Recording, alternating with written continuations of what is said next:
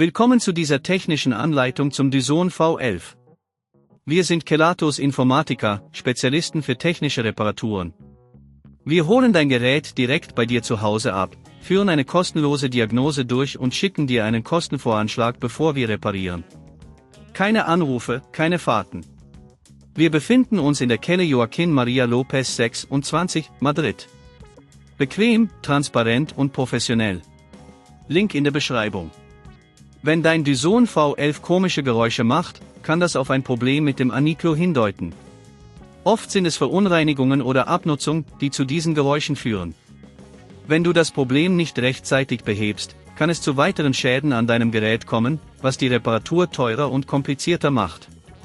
Für diese Reparatur benötigst du einen Kreuzschraubenzieher, einen Flachschraubenzieher, einen neuen Anikllo und eventuell eine Zange. Zuerst musst du den Dyson V11 sicher öffnen. Dazu entfernst du die Schrauben an der Unterseite des Geräts mit dem Kreuzschraubenzieher. Achte darauf, die Schrauben an einem sicheren Ort aufzubewahren, damit sie nicht verloren gehen. Sobald die Schrauben entfernt sind, kannst du das Gehäuse vorsichtig abnehmen. Achte darauf, die Kanten nicht zu beschädigen. Nun lokalisierst du den defekten Anikllo. Er ist normalerweise in der Nähe der Motoren angebracht. Wenn du ihn gefunden hast, schau dir die Anschlüsse an. Du musst die Kabel vorsichtig abziehen, um den Anikllo zu entfernen.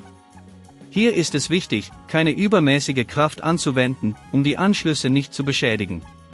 Wenn der Anikllo entfernt ist, nimm den neuen Anikllo und setze ihn an die gleiche Stelle ein. Achte darauf, dass alle Anschlüsse fest sitzen. Danach kannst du die Kabel wieder anschließen, wobei du sicherstellst, dass alles richtig verbunden ist. Wenn dir das an dieser Stelle zu kompliziert wird, denk daran, dass wir bei Kelatos dein Gerät zu Hause abholen und es dir repariert zurückschicken. Jetzt musst du das Gehäuse wieder anbringen und die Schrauben festziehen. Achte darauf, dass alles gut sitzt und keine Teile lose sind. Zum Schluss kannst du den Dyson V11 wieder einschalten, um zu überprüfen, ob das Problem behoben ist. Wenn du vermeiden möchtest, dass der Anikllo wieder Geräusche macht, halte ihn sauber und überprüfe ihn regelmäßig auf Abnutzung. Überlege auch, regelmäßig den Filter zu reinigen oder auszutauschen, damit der Motor nicht überlastet wird. Wenn du kein Risiko eingehen willst, bei Kelatos holen wir dein Gerät ab, reparieren es und liefern es dir nach Hause, in der ganzen Schweiz. Link in der Beschreibung.